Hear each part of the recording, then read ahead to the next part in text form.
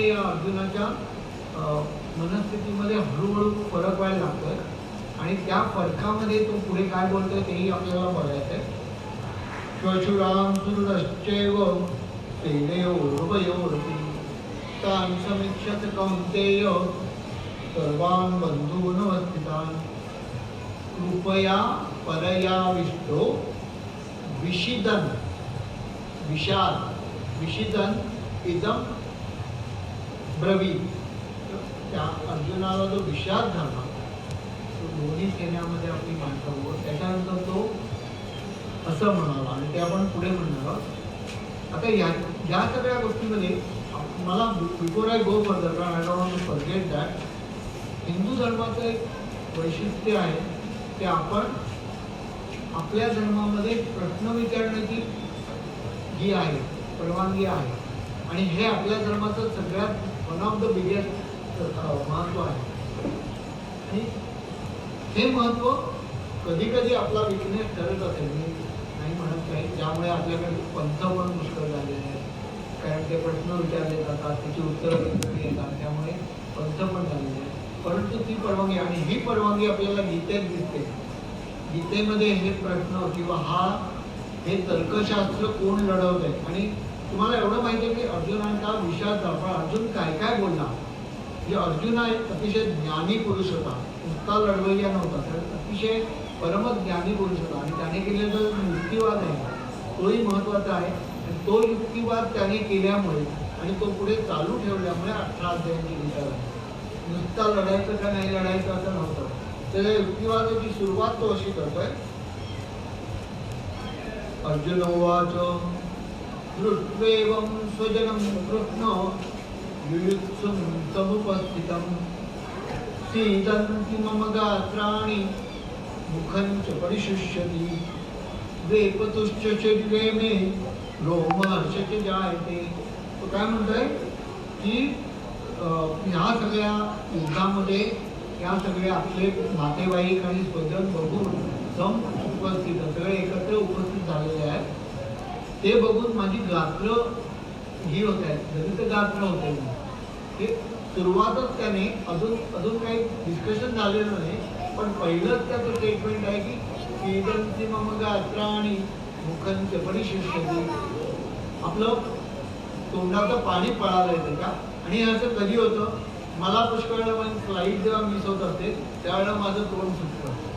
अगदी साधी गोष्ट आहे. इथे तर त्याचा एवढा मोठा हा होता. मुखं च परिशुष्यति वेपतुश्च शरीरे मे रोमहर्ष च जायते. माझ्या शरीरामधनं रोमहर्ष म्हणजे त्याला ते काही पॉझिटिव्ह एनर्जी आपल्या शरीरामध्ये असते, तो सगळं निघून जात आहे असं मला वाटतं. म्हणजे माझं अवसान जात आहे. पुढचं पण आहे गांडीवं संसते हस्ता. गांडीव जे त्याचं मनुष्याच्या हातातून निघून पडत आहे. त्वचैव पर्ययते. माझी त्वचा जळते, आग होते असं मला वाटतं. न शक्नोम्यवस्थातुं भ्रमति इवच मे मनः. माझं मन भ्रमित होत आहे, मी उभा राहू शकत नाहीये. निमित्तानि च पश्यामि विपरीतानि केशव. तिथे जर कृष्ण असतं त्याने एखाद्या विचारतं तुला हे निमित्त जर विपरीत दिसतंय तर एवढे दिवस काय कशासाठी करत होता. त्याच्या युद्धाच्या अगोदरच खरा प्रश्न ते जाऊन आला होता. एका वाक्यात तो त्याला म्हणू शकला होता हे काय नाही, तुझं निमित्त वगैरे विपरीत नाही. परंतु पुढे पुढे तो बोलत गेला आणि ह्याच्या पुढे अर्जुनाने मांडलेली थिअरी आहे की काय होऊ शकतं ते खरंच ऐकण्यासारखे आहे. तसं होऊ शकतं, परंतु ते तसं होऊ शकत असताना सुद्धा आपण त्याच्यावर कशी मात करते. आपल्याला वेळ साधारण किती म्हणतात त्याप्रमाणे वेळ किती 11 वाजायला आलेलं आहे.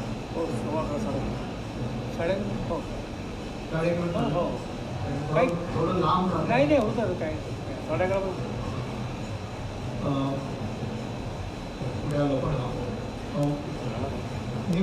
मी प्रॅक्टिकल एक्झाम्पल 15 मिनिटं ठेवणार नाही. निमित्तानि च पश्यामि विपरीतानि केशव न च श्रेयो अनुपश्यामि न च श्रेयो अनुपश्यामि हत्वा स्वजनमाहवे. नकांक्षे विजयं कृष्ण, मला विजयाची आकांक्षा नाही, मला विजयाची कांक्षा नाही. न च राज्यं सुखानि च, मला राज्य नको, सुख नको. किन्नो राज्येन गोविंदम किं भोगे जीवितेन वा, मी हे राज्य घेऊन काय करू, मी हे भोग घेऊन काय करू. येशाम अर्थे कांक्षितन्नो, ज्यांच्यासाठी म्हणून आम्ही त्याची इच्छा केली होती. राज्यं भोगा सुखानि च, तर इमे वस्थिता युद्धे प्राणां त्यक्त्वा धनानि च, प्राण आणि धन त्यागून हे सगळे लोक इथे उभे आहेत, मग मी कशासाठी हे करू. आचार्यः पितरः पौत्रः शालाः संबंधिनः तथा, माझे सगळे लोक इथे आहेत. गुरु, आचार्य, पितृ, पौत्र, शाळेतले मुसलमान शाळेतले म्हणजे द्रोणाचार्याचे शाळेतले, मातुलः श्वशुरः पौत्रः शाला संबंधिनः तथा. एतान् हन्तुमिच्छामि घ्नतो पिबधिपूर्न, अपि त्रैलोक्यराज्यस्य हेतोः किन्नमयि कृते. मला त्रैलोक्याच्या राज्यासाठी पण या लोकांना मला मारायचं नाही. आणि अशी परिस्थिती पुष्कळ वेळेला आपल्याही ह्याच्यात येते. प्रत्येक वेळेला आपलं काही मारायचं असतं असं नाही आहे, पण कोणाला उलट बोलायचं असलं, कोणाला नाही सांगायचं असलं, कोणी आपल्याकडे पैसे मागायला आलेले असलं आणि आपल्याला पैसे नाही, किंवा कोणी आपल्याकडे काही मदत मागते आणि काही कारणाने आपल्याला त्याला द्यायची नाही, तरी सुद्धा आपल्याला ते जड जातं. तर पुष्कळ वेळेला आपल्यावर अशा परिस्थिती वेगवेगळ्या प्रकारे, युद्धाच्या प्रकारे नाही पण वेगवेगळ्या प्रकारे येतात. निहत्य धातराष्ट्रांना काप्रतिथ्याजनार्दन, पापमेवाश्रयेदस्मान् अत्वैतानातताहिनः. तस्मान्नाळावयं मन्तुं धातराष्ट्रान् स्वबान्धवान्, स्वजनं निकटं मत्वा सुखिनस्याम. माधव जरा बडबड जातोय. हो. यद्यप्येतेन पश्यन्ति लोभो, आता थोडं गाळी आपण याच्या पुढे तो त्याला कृष्णाला थिअरी सांगतोय. कृष्णाला सांगतोय की काय काय होऊ शकेल या युद्धामध्ये जर लोक मिळलं तर. तो म्हणतो की कुलक्षये प्रणश्यन्ति कुलधर्मः सनातनः, धर्मे नष्टे कुलं कृष्णं अधर्मोऽपि भवत्युतो. हे तो एक स्टेप बाय स्टेप सांगत होते की कुलक्षय झाला तर कुलधर्म नाश होतील, कुलधर्म नाश झाले तर स्त्रिया दूषित होतील, स्त्रिया दूषित झाल्या तर वर्णसंकर होईल. असं एक एक स्टेप बाय स्टेप काय काय होईल. कारण ह्याच्यामध्ये आपल्याकडे युद्धामध्ये जेव्हा पुरुष म्हणतात तेव्हा स्त्रियांची वाताहत होते. विशेषतः आपण हे अरेबिक कंट्रीजमध्ये आपल्याला माहिती आहे की 4 बायका करायची जी परवानगी आहे ती थोडीशी त्यांचा जो युद्धावर फोकस होता त्याच्यामुळे असू शकेल असा एक विचार आहे की युद्धामध्ये पुष्कळ लोक मरायचे आणि मग त्या बायकांची हालत खराब होऊ नये, त्यांना त्यांचं शोषण होऊ नये म्हणून ती प्रथा होती. म्हणजे आपल्याकडे जशी नव्हती त्या बायका जर या झाल्या तर त्या बायका प्रदूषित होती, त्याच्या पुढे पण सगळी प्रजा प्रदूषित होईल आणि पुढे कुलधर्म करायला आपल्याकडे असा विश्वास आहे की 3 पिढ्यानंतर आपल्याला मोक्ष मिळतो आणि त्या आता मोक्ष मिळण्यासाठी आपल्याला मुलगा असायला लागतो वगैरे असं. आणि मग ते 3 पिढ्या झाल्या की मग पंडोबांना मोक्ष मिळतो. तर ते सगळं होणार नाही.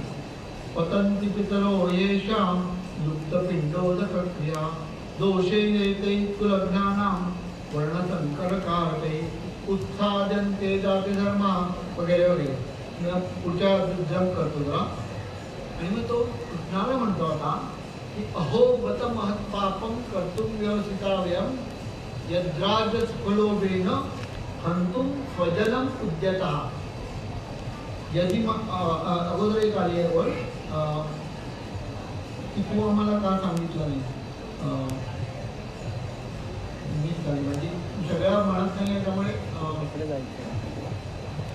कारण तिथे तो कृष्णालाच विचारतोय की अरे बघ एवढं सगळं होणार आहे असं मला दिसतंय तर तू का नाही मला सांगितलं. आणि मग शेवटी म्हणतो तो श्लोक सापडत नाही मला, ओळीने गेलो सापडला असं पण एवढा वेळ नाही आहे.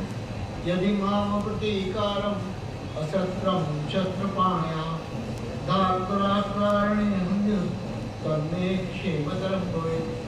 त्याने आपलं पुढच्या श्लोकामध्ये आपलं धनुष्य टाकून त्याच्या अगोदर तो काय म्हणतो की मी शस्त्र घेऊन किंवा निशस्त्रपणे मला जरी गौरवाने मारून टाकलं तरी ते माझ्यासाठी जास्त बरं आहे. हे सगळं कुलक्षय आहे आणि अमुक तमुक हे त्याने थिअरी मांडली आहे. त्याजवळ तुम्ही जर तो अध्यायाचे शेवटचे 5-6 श्लोक वाचले तर तुम्हाला कळेल की त्याने किती लॉजिकली ती थिअरी मांडली आहे. आणि अशी लॉजिकल थिअरी आपल्या ऑफिसमध्ये आपले सबऑर्डिनेट आपण त्यांना जर एखादं टार्गेट दिलं तर कधी कधी मांडत असतात की असं होईल मग तसं होईल वगैरे वगैरे. तर तिथे सुद्धा आपल्याला तो विचार करायला लागेल आणि मग त्याच्यावर आपलं काय उत्तर द्यायचं, कृष्णाने काय उत्तर दिलं ते आपण बघू. संजय उवाच एवं त्वार्जुन संख्ये रथोपस्थ उपाविशत् विसृज्य सशरं चापं शोकसंविघ्न मानसा. काय झालं, त्याने शेवटी हे सगळं म्हणून हताश झाला. तो हताश होऊन खाली बसला आणि त्याने गांडीव धनुष्य सोडून दिलं. इथे हा पहिला अध्याय संपतोय. ओम श्रीमद्भगवद्गीता उपनिषत्सु ब्रह्मविद्यायां योगशास्त्रे श्रीकृष्णार्जुन संवादे अर्जुन विषाद योगो नाम प्रथमोऽध्यायः समाप्तः. श्रीकृष्णार्पणमस्तु. श्री गणेशार्पणमस्तु. आता आपण थोडी गीता बाजूला ठेवणार आहोत आणि आपण आपल्या डे टू डे लाईफमध्ये या वेगवेगळ्या गोष्टी होतात आणि त्याचा संबंध जरूर पडेल तेव्हा आपण गीतेमध्ये परत जाऊ. परंतु मला इथे हे जे श्लोक मी वाचले जरा थोडे लांब झाले माझ्या अपेक्षेपेक्षा, परंतु मला त्याच्यातनं एवढं कम्युनिकेट करायचं होतं, एवढं हा संदेश द्यायचा होता की ही परिस्थिती नुसती साधी नव्हती की राहिले तो युद्धाला वगैरे आणि त्याने सोडून दिलं. सगळेजण तयार झाले होते, दुंदुबी नाग वाजले होते, सगळे लोक शंख वाजवून आपली आपली धनुष्य घेऊन तयार झाले होते. अर्जुनही स्वतः आपलं धनुष्य घेऊन तयार झाला होता. आणि अशा वेळेला त्याने मराठी भाषेत त्याला आपण अवसानघातकीपणा म्हणतो, त्याचं अवसान गळावलं. आणि अवसानघातकी आपण वेगळ्या अर्थाने दुसऱ्या माणसाला म्हणतो, पण त्याचं अवसान गळावलं आणि ही परिस्थिती अतिशय गंभीर होती. म्हणजे आपण जर इथे गीता सांगण्याची केवढी जरुरी होती. अर्जुनाला जर कृष्ण तयार करू शकला नसता तर या युद्धाचं काय झालं असतं. एनिवे त्यावेळेला धर्मयुद्ध होतं, म्हणजे असं नसतं झालं की अर्जुनाने नाही युद्ध केलं तर तरी दुर्योधन वार करेल असं नसतं झालं, परंतु काहीतरी वेगळं झालं असतं. आपल्याला जे आज महाभारत माहिती आहे ते झालं नसतं. आणि नुसतं युद्ध नाही म्हणत, त्यांच्या पुढचंही महाभारत जे कधी जर तुम्हाला चान्स मिळाला तर महाभारतात पुढे काय झालं याच्याही पुष्कळ गोष्टी त्यावर तर ते सगळं वेगळं झालं असतं. आणि मुख्य म्हणजे गीता आपल्याला जीवनोपदेश जो गीतेमध्ये मिळतो तो मिळू शकला नसता. तर आता आपण बघणार आहोत की आपल्या जीवनामध्ये या सगळ्या गोष्टीचा काय अर्थ आहे आणि तो आता आपण त्याच्यामध्ये कसं काय हे करू शकतो, म्हणजे याचा वापर आपण कसा करू शकतो. तर त्याच्यात 2-3 गोष्टी मला क्लिअर करायच्या. कारण मी एका ज्या कंपनीमध्ये होतो साधारण 95-96 साली, त्या कंपनीमध्ये मॅनेजमेंट मीटिंगमध्ये हा प्रश्न एका माणसाने उठवला होता की तुम्ही आम्हाला गोल टार्गेट देता, गोल्स देता, असं तसं. आणि कृष्णानेच सांगितलं आपल्या धर्मात, म्हणजे आपल्या देशातल्या एवढा मोठा की कर्म करायचं नाही, कर्मण्यवाधिकार असते, फल नाही द्यायची. तुम्ही कशी आम्हाला फलांची अपेक्षा आमच्याकडे करताय आणि आम्ही तरी कशी करायचं. आणि त्याच्यावर पुष्कळ डिस्कशन झाली. त्यावेळेला मी पहिल्यांदा हा श्लोक पुन्हा होता, कारण माझ्या टीमने पण ते केलं होतं. तर तुम्ही जर बघितलं तर आता आपण या ओळींचा अर्थ या संदर्भात घेऊ की अर्जुनाने जे केलं त्याच्यामध्ये काय झालं आणि आपल्या आयुष्यामध्ये असे काय काय प्रकार होते. तर आपण ते काय म्हणतोय की त्यावेळेला असा प्रश्न उद्भवू शकतो, जो हा बरोबर हा श्लोक वाचतात त्यांना असं वाटू शकतं की अरे मग गोल सेटिंगची काय जरूर नाही, आपली आपण ड्युटी करायची, आपलं काम करून आपण घरी जायचं, जे होईल ते होईल, जे ब्राह्मणाचे जे होईल ते होईल. पण तसं नाही आहे कृष्ण सांगत. कृष्णाचं सांगणं असं आहे किंबहुना अर्जुनाच्या बाबतीमध्ये अर्जुन ज्यावेळेला नेमबाजी करत असतो तर ती सगळी गोष्ट तुम्हाला माहिती आहे की सगळ्यांना प्रश्न विचारतात की तुम्हाला काय दिसतंय. त्यावेळेला अर्जुन काय सांगतो की मला पक्षाचा डोळा दिसतो. बाकी सगळे लोक तर अर्जुनाचं गोल क्लिअर होतं त्यावेळेला, आता सुद्धा त्याचं गोल क्लिअर होतं. पण होत काय होतं की तो त्याच्या परिणामाला लागला. त्या गोल सेटिंग नव्हतं असं नाही आहे. त्याला माहिती होतं की त्याला सगळ्या 100 कौरवांना मारायला लागणार आहे. त्या दुर्योधन दुःशासन त्यांना त्याने मारायला लागणार, कदाचित भीष्म पितामह आणि यांनाही मारायला लागणार, त्याच्यात त्याला भय वाटतो. त्याचं गोल क्लिअर होतं. त्याला गोल सेटिंग असू नये ऑफिसमध्ये किंवा आपल्या घरामध्ये, आपल्या असं नाही आहे. पुढच्यामुळे ते सांगितलेलं आहे की आपल्याला गोल सेटिंग पाहिजे की आपण जेव्हा आपण कर्म करायला लागतो त्या कर्म करण्याला लागण्यासाठी आपल्याला जी स्किल्स लागतात त्याच्यासाठी ते गोल सेटिंग लागतं, त्याच्यासाठी ते डिबेटिंग लागतं, त्यासाठी तो वेगवेगळ्या प्रकारचा आपल्याला चॉईस करायला लागतो, आपल्याकडे असलेले रिसोर्सेस आपल्याकडे ते सगळं पाहिजे आपल्याला. परंतु त्याच्यानंतरची जी ओळ आहे त्याच्यामध्ये त्यांनी काय म्हटलंय, कर्मण्येवाधिकारस्ते मा फलेषु कदाचन मा कर्मफल हेतु गोल सेटिंग करा. त्याच्यासाठी लागणारे स्किल्स मिळवा, रिसोर्सेस घ्या मॅनेजमेंटकडनं, पैसे लागणार असतील तर पैसे घ्या, जागा, मुलांना पुस्तकं लागणार असतील त्यांच्या गोष्टी तर पुस्तकं घेऊन द्या, क्लासला पाठवायचं असेल तर क्लासला पाठवा. पण don't get attach to the result की मी IITच्या परीक्षेला बसतो आहे, मला ॲडमिशन मिळायलाच पाहिजे, मग ती मिळाली नाही तर काय होईल किंवा मिळाली तर काय होईल या सगळ्या विचारात गुंतून राहू नका. IIT असेल, IITचं माझ्या डोक्यात आलं कारण माझ्या घरातलं माझं स्वतःचं उदाहरण आहे. मी 1968 साली माझ्या आईला सांगितलं होतं की मी IITच्या परीक्षेला बसणार नाही, माझं करिअर अकॅडमिक चांगलं होतं. तर त्यावेळेस माझे वडील फार कडक होते, अतिशय म्हणजे आणि त्यांचाही तोच होता की तुम्ही ट्राय केलं पाहिजे मिळणं. त्यावेळेला मला माझ्या आईने सांगितलं तू अभ्यास केलेला आहे, परीक्षा कठीण असते IITची, पण तू परीक्षेला जर बसला नाही तर बापू तुला घरातनं हाकलून देते. म्हणजे त्याच्यामध्ये परीक्षेला बसणं महत्त्वाचं होतं. आणि त्या भीतीपोटी मी थोडं आपल्याकडे त्यावेळेला 1 मेचा हा होता सत्यनारायणची पूजा होती, तर त्यावेळेला 3-4 दिवस, आता मला माहिती नाही पण त्यावेळेला 3-4 दिवस लाऊडस्पीकर जोरजोरात वाजत होती. माझी 3 मेला परीक्षा होती मला तर मी मला वाटतं 22 का 23 एप्रिलला गिरगाव सोडून विल्हेपार्ल्याला माझ्या मामाकडे राहायला गेलो आणि मला संपूर्ण ब्लॉक विदाऊट डिस्टर्बन्स आणि मामी माझे व्यवस्थित काय. तर तेवढ्या शेवटच्या 12 दिवसाच्या अभ्यासावर मला मुंबईत नाही मिळाली पण मला चेन्नईमध्ये ॲडमिशन मिळाली. आता इथे तर मी त्या याला घाबरून मी पास होणार नाही IIT काय करतो याला घाबरून जर मी त्या परीक्षेला बसलो नसतो तर माझं संपूर्ण आयुष्य वेगळं झालं असतं. ते असं नाही मी म्हणाल की काय दिवे लावले IIT लावलं नाही, ते फार मोठे दिवे नसते लावले, पण फरक पडला. आणि तो पर्सनल असल्यामुळे मी त्याच्यात जात नाही, तुम्ही तेवढंच जरा होतं की एक परीक्षा होती, त्या परीक्षेसाठी मी प्रयत्न केलेला होता, तयारी केली होती, परीक्षा तोंडावर आली होती, पण माझा अभ्यास झाला नाही आणि मी नापास होईल म्हणून मी परीक्षेला बसत नव्हतो. आणि माझ्याबरोबर ते दुसरे 5-6 विद्यार्थी पुष्कळ वेळा त्या वयात आपल्याला दुसऱ्या विद्यार्थ्यांना आपल्याकडची मुलं असं म्हणत असतील घरी याचा जो पिअर इन्फ्लुअन्स पिअरची प्रेशर जे असतं, माझ्याबरोबर ते रॉबर्ट मनीचे पुष्कळ विद्यार्थी जे माझ्याहीपेक्षा हुशार होते तेही बसत नव्हते परीक्षेला आणि ते बसले नाही, मग पुढे ते विजेपीला वगैरे गेले. परंतु त्या घरच्या प्रेशरमुळे माझे वडील त्यासाठी किंवा माझी आई वडील दोन्ही मिळून कृष्ण झालेले आहे, त्यांनी मला त्या प्रयत्नांपासून दूर जाऊ दिलं नाही आणि त्याचा माझ्या आयुष्यात एवढा तरी मोठा फरक पडला. आणि अशा अनेक गोष्टी होतात. अजूनही या वयात पण मी 70 वर्षाचा आहे आता, मला वजन कमी करायची जरुरी आहे आणि त्याच्यासाठी तर मी अगोदर कसं असं होऊ शकेल की मी कदाचित माझे अनुभव थोडे जास्त आणि दुसऱ्यांकडे सांगेल.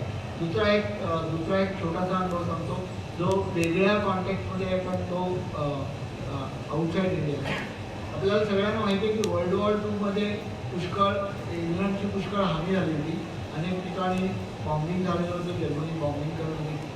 आणि त्यावेळेला लंडनमध्ये एक पोस्टमन पत्र वाटत होता आणि तो पत्र वाटत होता, तो त्याला एका माणसाने थांबून विचारलं की अरे तू आमच्या गावाला राहतो, तिकडे बॉम्बिंग झालं आहे, तुझी तिकडे फॅमिली इकडे काय पत्र वाटत बसलं तुझा घरी, इकडे बघ तुझ्या फॅमिलीचं काय झालं आहे. म्हणून एकतर मी त्यांचं रक्षण करू शकणार नाही आणि ते माझं कर्म नाही, ते माझं कार्यक्षेत्र नाही. माझं कार्यक्षेत्र हे की पत्र वाटणं आहे. कदाचित त्या 4 पत्रांमध्ये कुठली तरी अशी संदेशाची पत्र असतील की कदाचित त्या युद्धाला ते विराम आणतील किंवा या युद्धामध्ये इंग्लंडला जी मदत यायची आहे ती एखाद्या वेळेला येत असेल किंवा इतर कुठला काही असेल की जो माझं, त्यामुळे त्या ठिकाणचे जे पोलीस, तिथली जी व्यवस्था आहे ती व्यवस्था माझ्या फॅमिलीचं रक्षण करायला समर्थ आहे. त्यामुळे त्याने विचलित जाऊन माझं कर्म मी सोडणार नाही. आणि तो माणूस पत्र वाटतो. ही अनेक पुस्तकातून ही कथा आपण वाचू शकाल. अगदी डायरेक्ट संबंधित नाही, परंतु त्या माणसाला त्याच्या कर्तव्याची जाणीव होती आणि कुठल्या तरी फ्युचरच्या भीतीपोटी तो त्याचं कर्तव्य सोडत नव्हता. आणि अशा अनेक घटना आहेत. कदाचित आपण जेव्हा असं पुष्कळ बोलायला लागतो, नोट्स वाचायला मिळत नाही, मधनं मोबाईल बंद होतो, त्यावेळेला सगळ्या पटकन आठवत नाही, पण मला जेवढ्या आठवते त्यावेळेला मी सांगणार आहे. आणि आपणही जर मध्ये एखादी सांगू शकलात आपल्या अनुभवातली की तिथे ठरवलेली गोष्ट काही कारणासाठी आपण करू शकत नाही, त्याच्यामध्ये वजन कमी करणं. आणि का करू शकत नाही तर आपल्याला one of the biggest reason for not doing what we are said to do is fear of failure. आपल्याला पराजयाची भीती असते. सगळ्यात वाईट आपल्याला पराजय वाटतो, आपल्याला पराजित व्हायचं नसतं. अर्जुनाचा तो हा नव्हता. अर्जुनाचा प्रॉब्लेम वेगळा होता. पण आपण आता हे डिस्कशन आपण जर आपल्यावर आणलं तर आपल्याला पराजयाची भीती वाटते. आणि या पराजयाच्या भीतीमुळे 11-14 मला एक 15 मिनिटं चालते.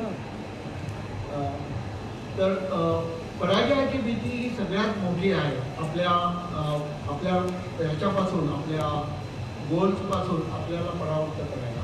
दुसरी काय भीती आहे, आपण जर ऑफिसमध्ये बघितलं तर कधीकधी आपल्यावर हा प्रश्न येतो, कधीकधी आपण आपल्या सबऑर्डिनेट्सवर तो आणतो की लॅक ऑफ गोल क्लॅरिटी असते. गोल काय आहे हे निश्चित माहीत नसतं. गोल पोस्ट शिफ्ट होत असते. ते सुद्धा माणसाला एखाद्या कामापासून परावृत्त करू शकतं. किंवा तुम्ही जर दुसरं बघितलं तर एकमेकांच्यातलं वैर किंवा जे पॉलिटिक्स आहे ते सुद्धा लोकांना डिप्रेशनमध्ये जाऊ शकतात. त्याच्यामुळे सुद्धा लोक परावृत्त होऊ शकतात. तर अशा रीतीने वेगवेगळी कारणं आहेत परावृत्त होण्याची. मी कधी सगळी लिस्ट केली तू विचार करून, पण कदाचित आता मला ती सगळी सापडती नाही. पण माझी खात्री आहे की आपण परावृत्त का होतो याची कारण आपल्याला प्रत्येकाला करता येईल. आणि त्या प्रत्येक कारणाला आपल्याकडे काहीतरी सोल्युशन असू शकतं. मी असं नाही म्हणत की सगळी परावृत्त करणारी सगळी कारणं, मला जर मी तापाने जर आजारी पडलो असेल तर मी परीक्षेला नाही जाऊ शकणार.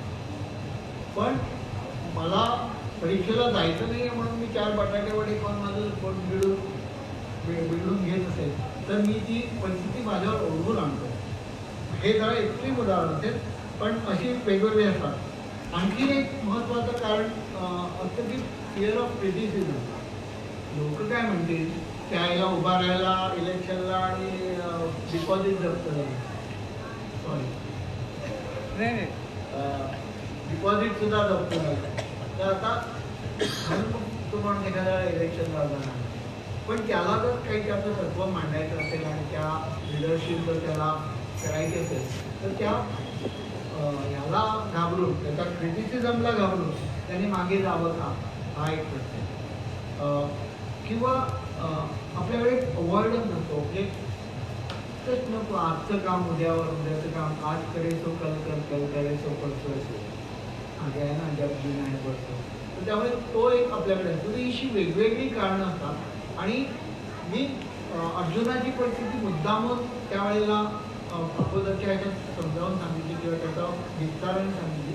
याचं कारण आपण आपल्याकडे बघतो, पण आपलं गोल, आपण ते गोल जर अचीव केलं नाही तर इतर काय काय होऊ शकेल ह्याचा विचार पुष्कळ आपण करत नाही.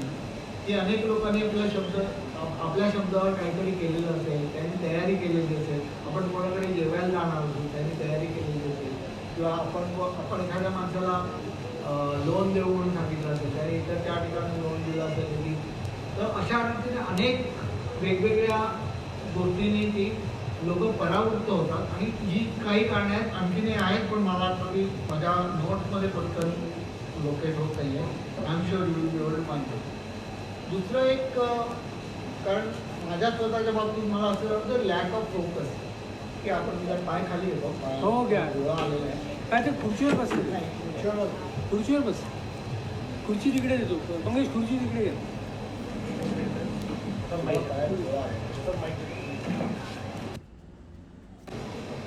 आपली एक मेंटली फॅकल्टी आहे.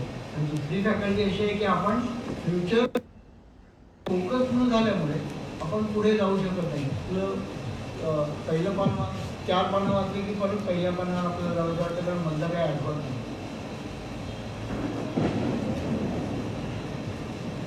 तर ही सगळी अडचणीवर मात करण्याची जरुरी असणारी कारणं आहेत, परंतु सोडून देण्याची कारणं नाही.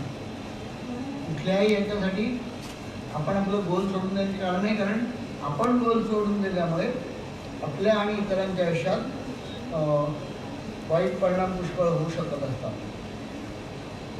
नंतर आपण अर्जुनाने जी आर्ग्युमेंट दिली त्याच्यावरही आपल्याला लक्षात येईल की पुष्कळ वेळा आपल्याला पुष्कळ कारणं सुचतात की आपण का हे करायचं नाही.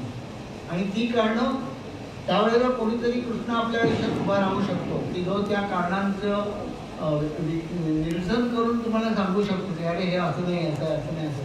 त्यावेळेला आपण त्याचं ऐकलं पाहिजे, जसं अर्जुनाने कृष्णाचं ऐकलं. आपल्या आयुष्यात कोणीतरी कृष्ण असतो, येतो, कुठल्या तरी प्रकारे तो येतो.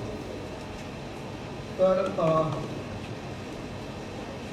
ही जी हे जर हल्प झालं, एकदा आपण निश्चय केला की आपण आता पुढे जातोय आणि त्यातून आपले प्रॉब्लेम सोडवणार आहोत, की त्याच्यानंतर दुसरा काय प्रॉब्लेम येतो की काही रिअल हर्डल्स असतात, त्याच्यावरही आपल्याला विचार करून प्रॉब्लेम काढता येतो. आणि जर ते गोल आपल्याला सोडावं लागलं तर मग त्यावेळेला आपण भीतीमुळे सोडत नसतो, आपण कशामुळे सोडत असतो की आपल्याला ते खरोखरच जमणार नाही.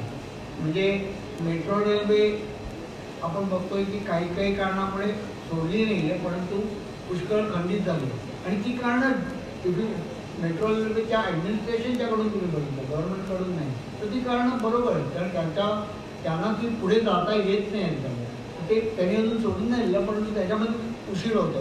तर तसा प्रत्येक सिच्युएशनमध्ये आपल्याला रिअल हर्डल्स पण येऊ शकतात, पण आपण एक्सक्युजेस देऊन आपला पाय मागे घेत नाही ना, आपण कचरत नाही ना, हे बघणं जरुरी आहे.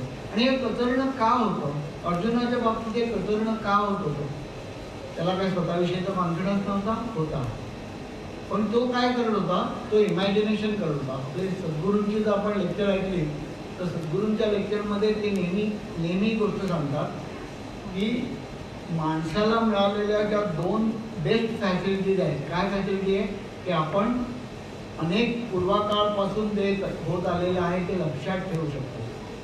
ही आपली एक मेंटली फॅकल्टी आहे. आणि दुसरी फॅकल्टी अशी आहे की आपण फ्युचर इमॅजिनेशन करू शकतो. आणि ते ह्या दोन्ही फॅकल्टी आपण पुष्कळ वेळेला आपल्याला दुःखी करण्यामध्ये किंवा आपल्याला अडचणी आणण्यासाठी वापरतो. अरे मागच्या वेळेला नाही का मी 4 वेळेला ट्राय केलं होतं, पण असं झालं, पडलो, मग मी आता नाही विचारणार होतं. किंवा मग मी जर असं झालं तर असं होईल, तसं झालं तर तसं होईल, असा वेगवेगळा लांबलचक विचार करून आपण त्या ह्याच्याबद्दल. तर तिथे कृष्ण भगवान आपलं असं करतात की ते करू नका. आणि ते करण्यासाठी काय करा, ते focus on your goal, set your goal, but don't get attach to your goal. तुमचं जे गोल आहे ते तुम्ही इतकं मनावर की ते गेलं तुमच्या हातातून, निसटलं तर तुम्ही अगदी गळपटून जाल, त्याचं सगळं तुमचं आयुष्य खराब होईल असा विचार करू नका. गोल ठेवा, पण त्या गोलला अटॅच होऊ नका, भावनिक व्हॅल्यू त्याला देऊ नका. आणि दुसरंही, ते गोल जर साध्य झालं ते इतके उन्हाळून हे काय म्हणतो आपण त्याला, इतके माजू नका की तुम्हाला पुढचा सगळा त्याचा मार्गच दिसेल असं होईल. त्यामुळे दोन्ही दृष्टीने अटॅच होऊ नका. जय पराजय, यश अपयश या दोन्हीपासून आपल्याला अंतरावर ठेवा. गोलवर फोकस करा, पण जय पराजय याचा विचार गोल करताना अर्जुनाला सुद्धा तू लढ, तू विजयी होशील का हारशील हे विचार करू नको, कारण ते तुझ्याही हातात नाही आहे, तुला माहिती पण नाही आहे ते गोष्ट. तर तू लढ, तू फक्त लढ म्हण असं त्या अर्जुनाला तू फक्त लढ एवढंच अर्जुनाला त्यानं सांगितलं. आणि त्याच्यात तिसरा जो हा आहे की अर्जुनाने शेवटी काय केलं, ही सगळी पहिल्या गोष्टीला गोल सेटिंग आणि करण्याची तयारी, तिसरा भाग झाला आपल्याला त्या गोल सेटिंगवरनं भीती वाटून आपण मागे पाय घेऊ नये. हे 2 भाग आपण घेतले. आणि तिसरा जो भाग आहे, तिसरा भाग अतिशय महत्त्वाचा आहे. मा ते संगोत अकर्मणी, मा ते संगहा अस्तु अकर्मणी. तू तुझ्याजवळ अकर्मणीचा संघ बाळगू नकोस, म्हणजे नाकर्त्या होण्याचा संघ बाळगू नकोस. काहीतरी कर, केल्याने होता हे रे, आधी केले तर पाहिजे असं सांगतात ना समर्थन. तर ते सुद्धा त्याच्यावर आहे की अकर्मणी जर झाला तर तुम्ही गेलात, म्हणजे तुम्ही पुढे आयुष्यात काहीच करू शकणार नाही. की कारण प्रत्येक वेळेला तशी तुम्ही कच खाऊन खाली बसाल, गांडी हातातला टाकून घेऊन.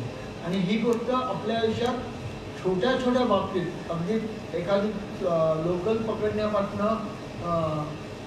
मोठ्या परीक्षा देण्यापर्यंत, एखादा प्रोजेक्ट पूर्ण करण्यापर्यंत, आपल्या मुलाच्या ॲडमिशनसाठी आपण जो काय प्रयत्न करत असतो त्याच्यापर्यंत, मुलाला जो गायडन्स देत असतो त्याच्यापर्यंत सगळीकडे अफेक्ट करते.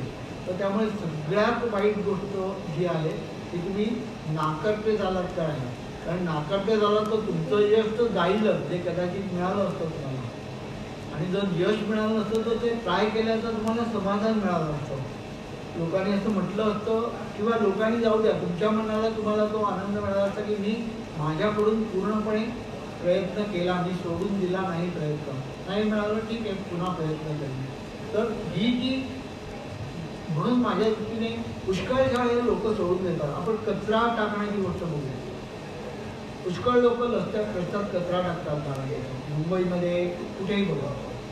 पण तुम्ही जर बघितलं की 4 लोक जिथे तुम्ही बाहेरच्या, हेच लोक बाहेरच्या देशात गेले, सिंगापूरमध्ये गेले, UK USA मध्ये गेले, तर तिकडे कचरा टाकत नाही. काय टाकत नाही?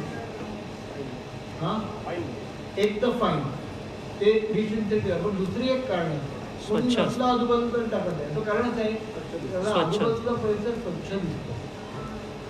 या आपण का टाकतो कचरा, किंवा आपण कचरा न टाकण्याचं फेकून का देतो, त्या बाबतीत नाकर्ते का होतो?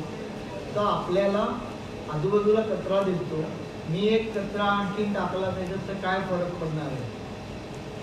आणि हाच विचार जर सगळ्यांनी केला तर सगळीकडे कचरा होतो. मतदान करण्याच्या बाबतीत, पॉलिटिक्स नाही पण मतदान करण्याच्या बाबतीत, मी मतदान केल्याने काय फरक पडणार नाही. मला आठवलं आमच्या नात्यातले एक गृहस्थ होते, तर मी जेव्हा पहिल्यांदा मतदान करायला गेलो तेव्हा ते म्हणाले की कोणाला मतदान करणार तुम्ही आमच्या कॅन्डिडेटला करा. अरे त्याला नको करू, तो पडणार आहे, मग तुझं मत फुकट जाईल. आता आणि तो माणूस सिनियर होता, जवळजवळ रिटायरमेंटला पोचलेला होता. मला कशासाठी सांगत होता, माझी मजा करत होता की काय, हा भाग होया. पण असाही विचार, अजूनही असा विचार करणारे लोक आहेत. लोकांना ते सांगतात तुम्ही ह्या पार्टीला मत दिलं तर ते फुकट जाईल. तर ह्याच्यामध्ये नाकर्तेपणा नाही, पण काहीतरी वेगळं करणं, किंवा आपण मत द्यायला न जाणं, मी मत दिलं नाही तर काय फरक पडतो असं आहे. ही जी टेंडन्सी आहे, ही टेंडन्सी आपल्याकडून दूर व्हायला पाहिजे. मी परीक्षेला बसणं, अभ्यास करणं, माझ्या मुलासाठी प्रयत्न करणं. तुम्ही जाधव नावाचा एक यूट्यूबवर, मी जास्त सांगत आहे पण यूट्यूबवर तुम्ही जाधव नावाचा एक ग्रोथ आहे, त्यांच्या मुलाचं संगीत शिकताना ते व्हिडिओ बघा. त्यांच्या 3 वर्षाच्या मुलाला ते संगीत शिकवता. मी आणखीन काय सांगायची गरज नाही. या नवल नयनोत्सव आहे गाणं त्यांनी शिकवलं आहे, ते तुम्ही बघा. आणि मग त्याच्यामध्ये ते नाकर्ते कसे झाले नाही ते क्लिअरली दिसतं. त्यांच्या मुलाला काही आहे, त्या मुलाचं कौतुक आहे त्यांच्या आयुष्यामध्ये, पण असं नाही आहे की तो अगदी काहीतरी, पण त्यांनी तो बंद हे चूप तू चूप असं म्हणतो त्यांना. पण त्याच्यातनं कुठल्याही ह्याच्यातनं तुम्ही बघितलं तर त्याला ते कसे हँडल करतात. अतिशय सुंदर उदाहरण, वडिलांनी मुलाला कसं हँडल करावं आणि त्याच्यावरचा प्रयत्न कसा सोडून घेऊ नये, अतिशय सुंदर उदाहरण. पण जमलं तर बघा. तर अशा रीतीने आपल्या आयुष्यात सुद्धा आपल्या पुष्कळ वेगवेगळी उदाहरणं बघायला मिळतात की ज्यामुळे नाकर्तेपणा हा आपण सोडून देऊ शकतो. आणि त्या नाकर्तेपणा सोडण्यासाठी म्हणून या सगळ्या आपल्या आजच्या ज्या डिस्कशन आपण केली त्याचा आपण वापर करून आपल्या आयुष्यामध्ये त्याला काय स्थान आहे, ते कुठे वापरता येईल बघू शकतो.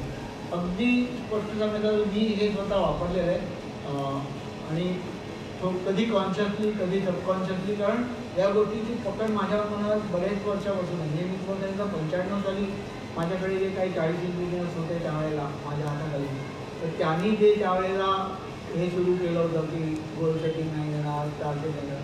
त्यावेळेला मी हा विचार केला होता. म्हणून आपल्याकडे यावेळेला आजची डिस्कशन झाली त्यावेळेला मी माझ्याकडनं या श्लोकावर माझे अनुभव आणि तरी मला पूर्ण शेअर करता आले. आणखीन एकच फक्त लक्षात आलं तर सांगतो, ही जी एअरबस BAT जे विमान आहे, आपल्याला कल्पना आहे की विमानाच्या डिझाईन, प्रोडक्शन आणि मार्केटमध्ये आणायला किती वेळ लागतो, काही कल्पना आहे आपल्याला? माझ्या आठवणीवर तू एखाद्या जास्त चांगला सांगू शकते. एक वर्षावर हां, एक वर्ष कमी एक वर्ष नाही. कमी कमी लागतं. नाही, 2003 साली एअरबस 800 या विमान, आणि मला माहिती आहे कारण मी एका कंपनीत होतो, मी प्रोग्राम मॅनेजर होतो त्याच्यामध्ये. तर आम्ही ते डिझाईनचा काही भाग करत होतो. 2003 साली हे प्रोजेक्ट पहिल्यांदा कॉन्सेप्च्युअलाइज झालं. 2007मध्ये माझ्याकडे ते, आमच्या कंपनीकडे ते काम 2005 ते 2007मध्ये होतं. त्यावेळेला आपलं लाऊडस्पीकर ते काही त्यावेळेला ते काम आम्ही करत होतो. आणि त्याच्यानंतर 2007 साली ते पहिल्यांदा लॉन्च झालं. सिंगापूर एअरलाईन्सने ते विमान त्यावेळेला विकत घेतलं, पहिला जो परचेस.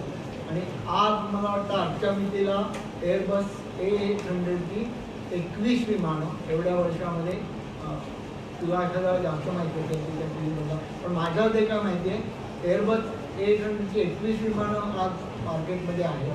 आणि त्याच्यासाठी एवढा काळ गेलेला आहे.